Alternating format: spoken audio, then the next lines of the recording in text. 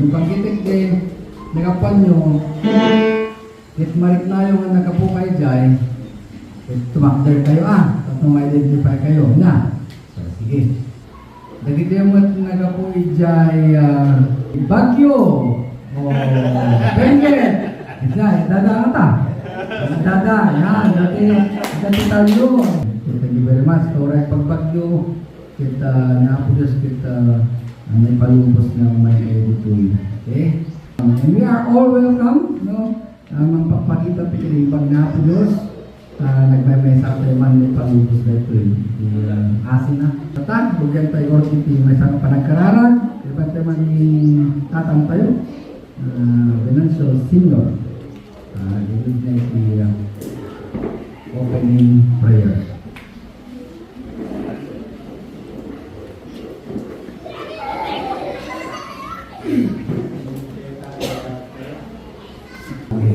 So, tomorrow kita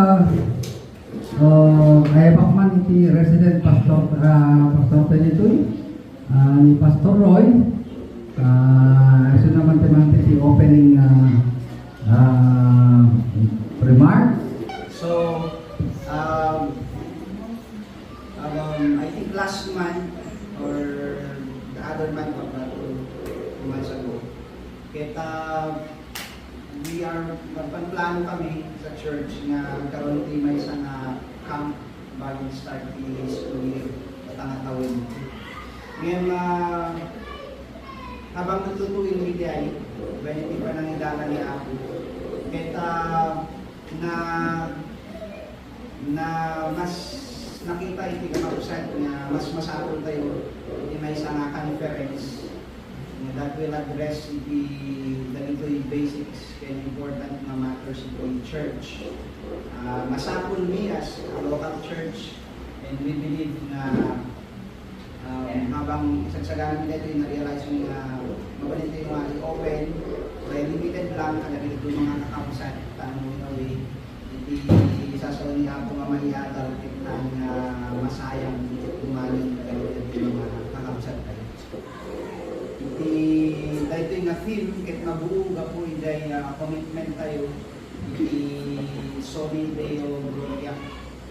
Commitment tayo, panaka-glorify na ako Diyos in the church. Kasi suli magbagay, sasaroon nga ako. Thank you, Pastor. Diyan bagay na lalawan tayo akong okay na dapat at tapat. Yan. Okay, so sa pwede nga padayawan nga po sa panaging sasalungan o speakers tayo na panagsama. At padayawan tayo mo nga po yung manipis mo mga himnal. As we grab our himnal, para dapat yung himnal sa kita. At alam nyo man kanta tayo. Kung tayo man yung 67. This is my Father's voice. Number 1. This is my Father's word, and to my listening ears, all nature sings and roundly rings the music of the spheres. This is my Father's word. I rest in the thought of rocks and trees, of skies and seas. This has the wonder strong. This is my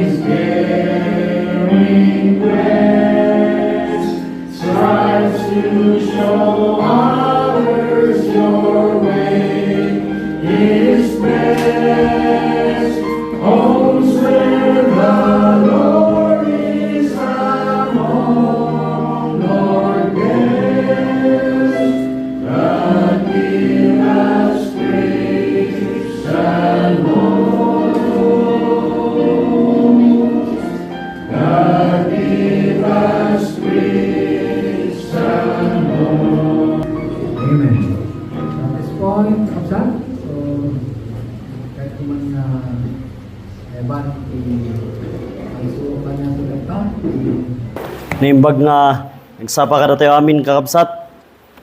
Kat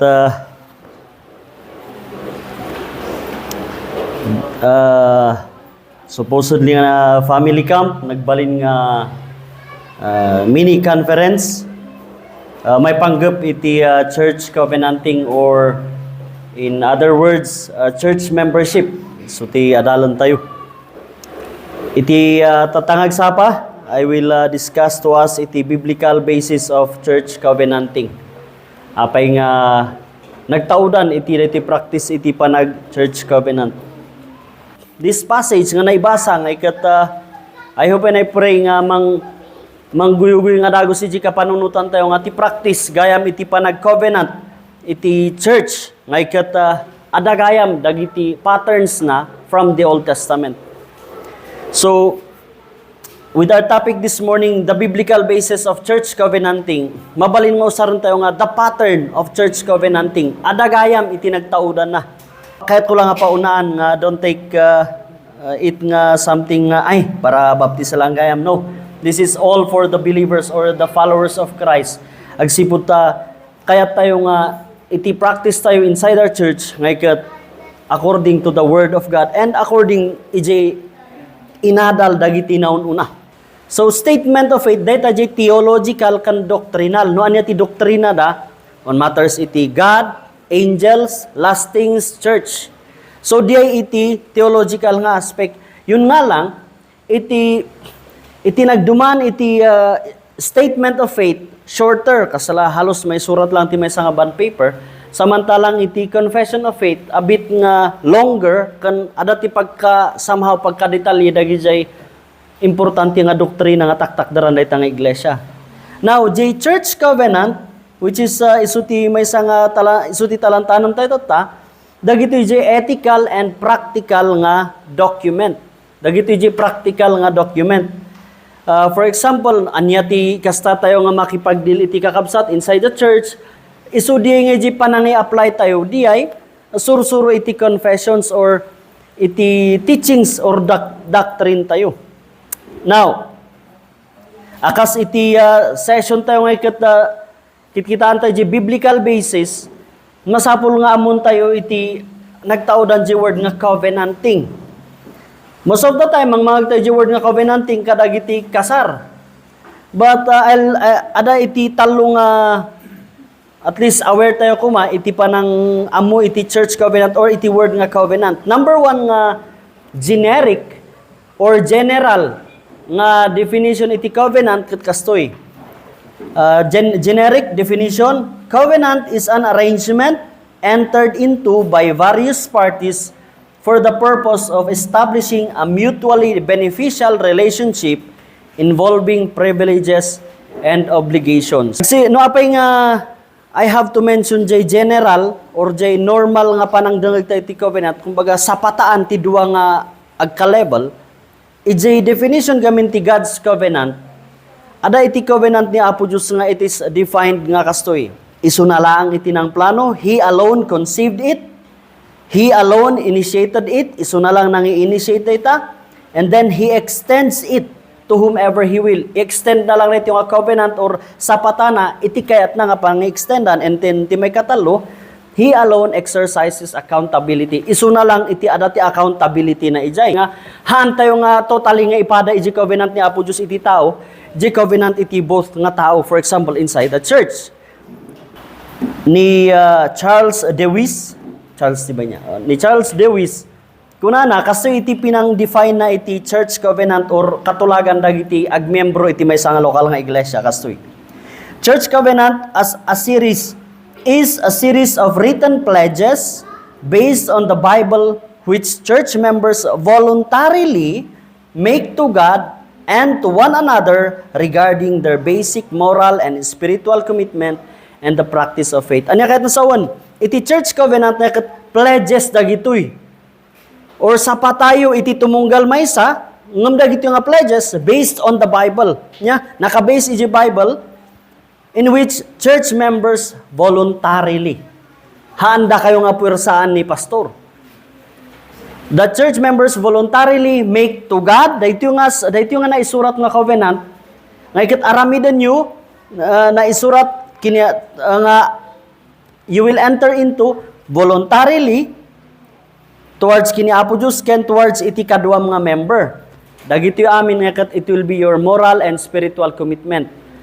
Nga agbalin ka nga faithful nga member iti dayta nga iglesia, agbalin ka nga encouragement, and then no adati may nga kabsat nga nagkamali, graciously nga i-approach mo, dagito implication na. And aramidam dagitoy akas panangi practice mo lang iti pamati. So dayta iti church covenant nga adalon tayo tata. So iti pattern tayo nga nakita tayo iti practice ni Apo Diyos, yun nga lang, siyempre in human terms tayo. Tahan tayo nga kaya iti terms ni Apo Diyos. Api nga tanga importante ti church covenant. Adati imbaga nga ni Timothy George, iti book ng Baptist Confessions, Covenants, and Catechisms. Kunana, the wisdom notes a decline in covenanting among churches in recent years, a loss which he attributes to various causes, including the failure to take seriously the doctrine of the church as expressed in historical confessions, as well as lack of discipline and spiritual formation within congregations. Kaya sa una iti bagbaga na nga iti may saka nung agapuanan nga dagiti churches nga agfi-fail da iti design ni Apo Diyos as a church nga agbiag iti holy life, obedient nga biag iti iglesia is nalipatan dan jay confession da, and then nagbalindan nga unfaithful iti karida, iti covenant iti inside the church. So nga kunamot lang ni Timothy George, for all this, church covenants are deeply rooted in the Baptist heritage and can still be used with great effect as an instrument for good in cultivating responsible church membership and promoting a clearer Christian witness to a culture which has lost its moral footing. Kung kunana, iti church covenant na rooted in the scripture, helpful da ito nga mangisubli kada tayo nga kas ano tayo nga i-cultivate, kas ano tayo nga ko nati Tagalog palaguin itinapintas nga relationship inside the church as we live our Christian life.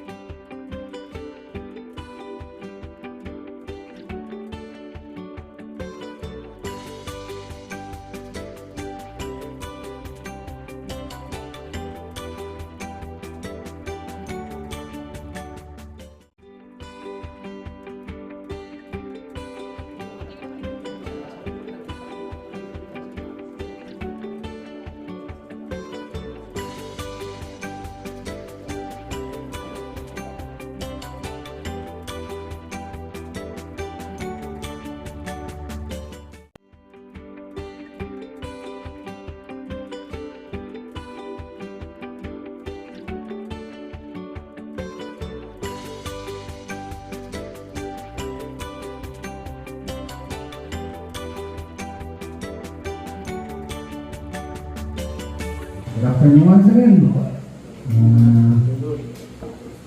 May I ask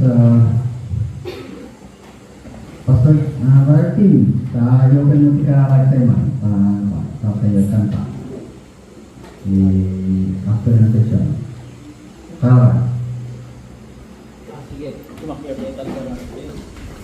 Amen. Let's sing and the hymnal. Before I call Pastor Roy to introduce our speaker, let's sing first hymn number 83, Lord, Savior like a shepherd lead us.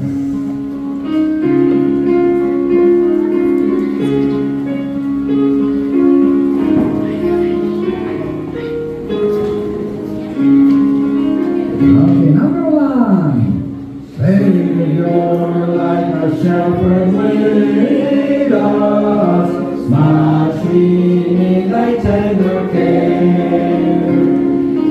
In thy pleasant pastures feed us, for eyes thy folds prepare.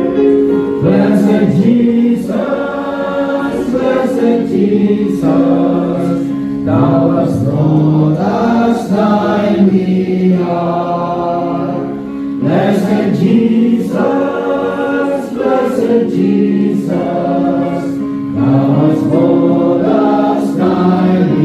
We are animals, God's befriend us. Lead us, guardian of our way. Keep thy flock from sin, defend us. Seek us when we go astray. Blessed Jesus, hear, oh, hear us when we pray. Blessed Jesus, hear, oh, hear us when we pray.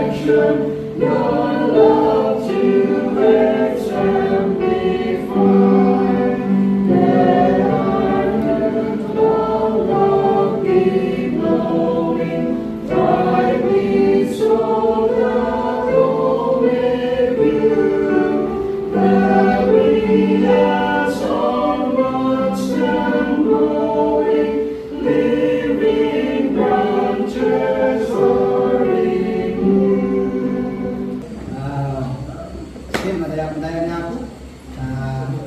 Dadayon kay second session di conference tayo on Church Covenant. Kita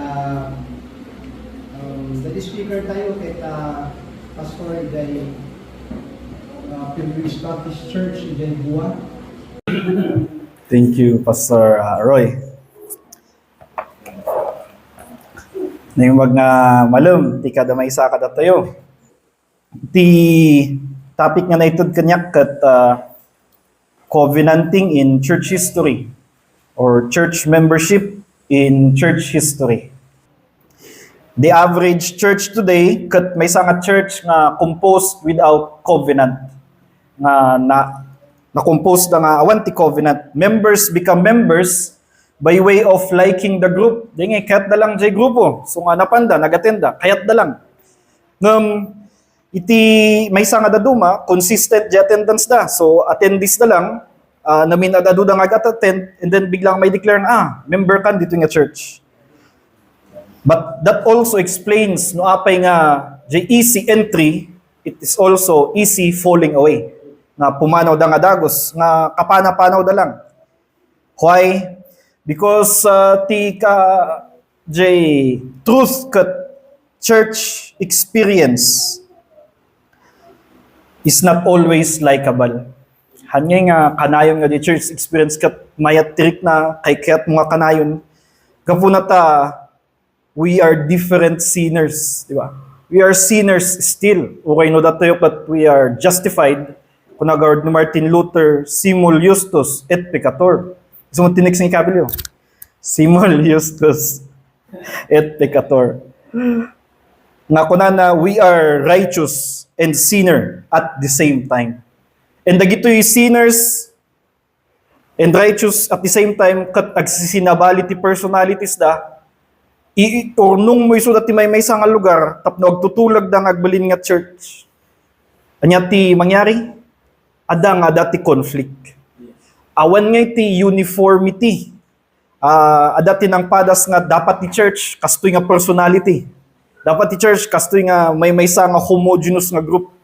Nang nag-fail da, gapunatan ni Apo Diyos kat He saves sinners, even sinners of the worst kind.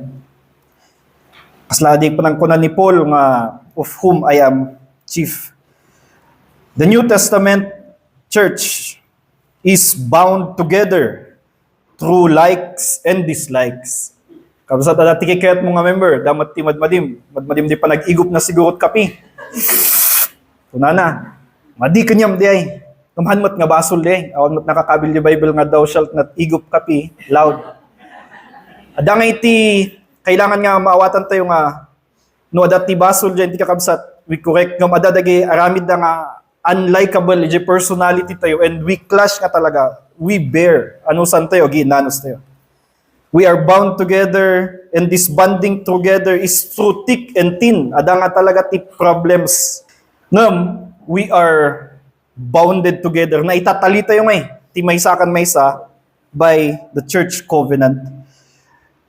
Their bond qualifies to be called a covenant, and it is a solemn vow and oath before God and one another. And so, dito nga, church covenanting, kat kitan tayo ti history. Kitan tayo ti history. Kat kahit kung umuna pa nga i-premise dito, ijay Matthew 28, 18 to 20. Kat amo tayo dito ijay Great Commission. Ti point nga kahit kung makita dito, kat jay promise ni Apo Diyos, iti church na, nga He will be always with His church throughout the end of the age. Kaya nga sawan, dahito yung promise iti time. Promise niya po Diyos nga in all times, agbanipod di inbaga na di ay, ang gana di pagpatinggaan ti time nga dahito end of the age. Ti point dito kat there is no point in history nga napukaw ti church. Dahito ma-safeguardan.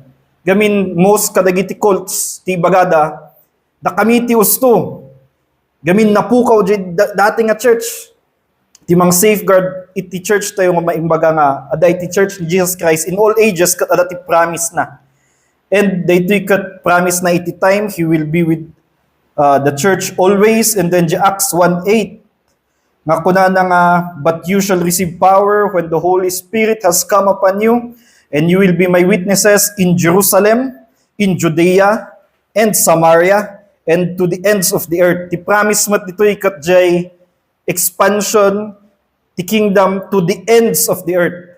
Jamaysa to the end of time, adda ni Jesus Christ. Ngam ti ag-expand ti point dito nga kahit kung makita ka jay church ag-expand to the end of the earth. Geographic mat dito nga promise. So manipo di Jerusalem dumanon dito ayan tayo dumanon pa ijay lugar nga dumanunan ma-accomplish dito gapo na ta dati promise ni Apo Diyos. So time and geography. Now mapantay ti lesson tayo tatang rabi malom.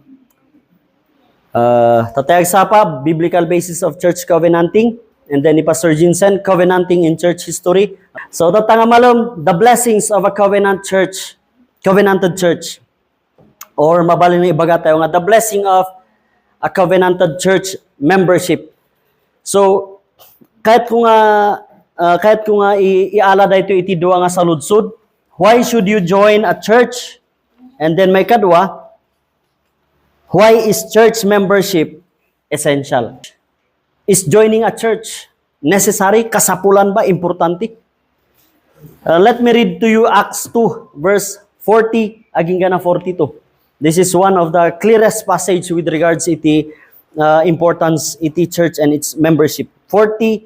Acts 2:40 aging gana 42. Basa iti English iti New King James kunana Acts 2:40 aging gana 42. And with many other words he testified and exhorted them saying, be saved from this perverse generation. Peter is preaching dito in. Then those who gladly received his word were baptized, and that day about 3,000 souls were added to them. 42. And they continued steadfastly in the apostles' doctrine, in fellowship, in breaking of bread, and in prayers. Data iti biyag iti believers, idi na isalakan da. idi nainayon da jay 3,000 souls were added. Dayta iti inaramida, nagtultuloy da iti teachings ti apostles, iti fellowship, iti breaking of bread. This could be interpreted nga talaga nga fellowship meal or Lord's Supper and in prayer. Diay iti upat nga norm iti Christian life da nga inarar-aramid da nga expected kumakada tayo.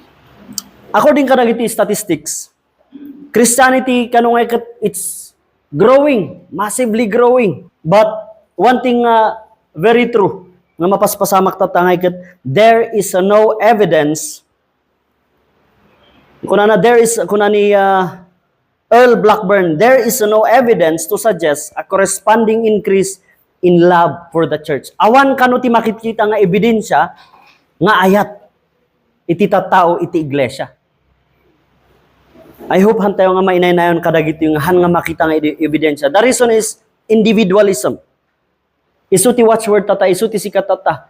Just to live your life, your own. Basta wala kang inaapakan. Hangko nga kikit ng basbasan, iti Facebook dia, kanayon nga isu ti mabasbasa ti Facebook. Sige lang, basta wala kang inaapakan, wala kang inagrabyado.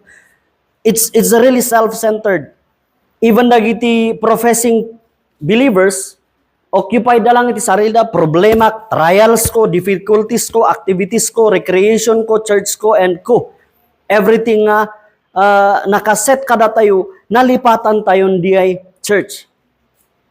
But we're talking about church membership and we're talking about iti importance iti church, in which from here it entails iti or sumurot dito iti blessing iti church covenant or covenanted church membership. Iti church membership katahan nga for everybody niya. Church membership is for those who have truly been born again. Our basis, agsiputan tayo makita ti puso kan panunot da, those who profess iti faith in Christ. Masapol nga ma-recognize mo, no ada ka man dito, and kahit mo ti ag-member iti church, masapol ma-recognize mo nga may saka nga helpless and hopeless and hapless sinner before a holy God. And repent from your sin and believe on the Lord Jesus Christ as your Lord and Savior, sakbay ka nga agbalin nga member iti iglesia. The simple point, iti lesson tayo tata, actually kat malpasan dito kasoy. If you have been converted and a true Christian, you are responsible to become a member of a true Church of Christ. Nung naisalakan ka, kat pudno ka nga Kristiyano, responsibilidad mo nga agbalin nga membro iti iglesia. Kayat mo ti bendisyon ni Apo Diyos, ngamahan mo nga kayat, iti wagas ni Apo Diyos nga ipaay na ti bendisyon. Yun yung problema sa atin. Narigat kang maadaan iti consistent walk with God if you are not serious about the one the Lord loves so much. Anya diyay? Asino diyay? The church. This is a serious problem iti tatangapan panahon. Ngarod, numaysa nga pudno nga Kristiyano, but you are not member of one of Christ Church. Uray han nga Baptist Church lang ti pudno nga church. Any church that are evangelical and any church that profess the name of the Lord Jesus Christ, no hangka nga member ti maysa kadagiti nga churches. Adu iti sursuro iti Biblia ngahan nga applicable kan ka. Amoy ba? If you don't want church membership, kasoy, ikatam iti Acts aging gana Revelation. So, where is your New Testament if you will not be a member of a local church? No awan iti patag iti local church kang ka, the New Testament is not for you. Marigatan ka nga ag-exist as a true and faithful Christian. So, why should you join a church? Agsipunta, joining a church entails with it iti blessing. Sumurot dito iti pamindisyon ni Apo Diyos kat kitaan tayo. Kas ano? Number one, because of the relationship between Christ and the church. Period. Apa nga dapat ag-join ka iti local church? Kapo iti relasyon ni Apo Diyos, ni Apo Hesu Kristo, iti iglesia. Di ba universal church, jay bride ni Christ? Yes. Ngam ti representation iti universal church is the true local church, the local church that believes on the Lord Jesus Christ as her Lord and Savior. Number two, because of the example of the early Christians. In basak tatay iti Acts chapter 2, verse 40 to 42, Acts 2:41, then those who gladly dagiti nang siraragsak nga nang awat iti sasaw na bawti saranda ket na itipon iti agar 3,000 na itipon iti iglesia. Iti latter part iti 47 ket iti apo inayon na ida iti iglesia dagiti na isalakan. So that example is more than enough nga mangibaga kada tayo nga we need to be a member of a local church. Napay nga it involves iti joining daytoy. Makitam they continued iti teaching iti apostles. Iti teaching ministry. Dagiti convert handa nga niliwayan iti nakitipon for worship, fellowship, sharing their lives with one another nga orela isu ti gapu nga matayda. Faithful attendance iti Lord's Supper. Faithful attendance iti worship. I remember one of our preacher, iti Tomay kunana nga excited tayo nga ag-celebrate iti Christmas. But have you ever seen any command to celebrate Christmas? None. But the command nga naiter kada tayo is the Lord's Day, the Sabbath rest of our soul nga may palagip in every Lord's Day, the resurrection day of the Lord Jesus Christ. So, joining the visible church involves meeting regularly nga rod kakapsat. May katalo, because of the apostolic example and practice. Gapo iti apostolic example kan practice na. Kaya saon, dagiti believers nga noon una, example da mismo, practice da mismo. We can see that iti Acts 13:14. Ado dagiti agprofess nga believers ta, urahan na kaagsimsimba, basbasaak mat ti Biblia, agkarkararagak mat iti balay. Very good. But that's not the context the Bible is giving us nga pagdakalan tayo pamati. Never will you find that in the New Testament. Disobedience is sin. And then, kung nati Bible, hanyo nga liwayan iti panag-uurnong yo. Diyan po kami di Buswan, di kasaunay panay kararagyo, kaya panay sa ganay pag di agal na napagalalan tayo ka. Then, ano din namin kakapsat nga datoy, niapo so na iti board church so na iti head iti body ket ada iti purpose na kapsat nga tinpay na kada tayo iti privilege nga makalunod iti panakapangbiktar iti puso ken pamati nga adda iti biblical Christianity nga pinanawan iti church. The ado na churches na ito tingin sa Kristo, and we have to desire to go back to it.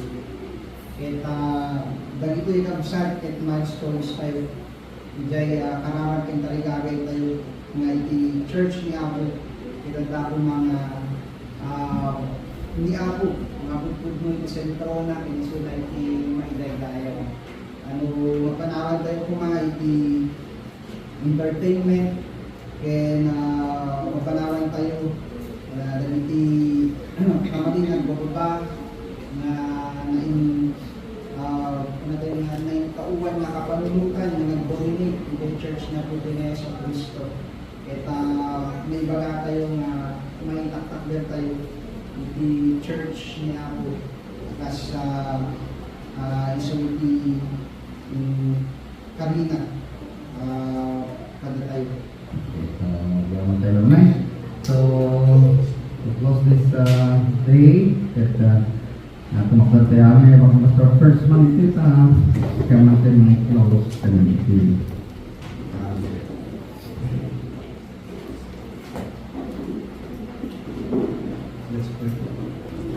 Thank you very much for all. It's announcement siguro. Picture taking tayo,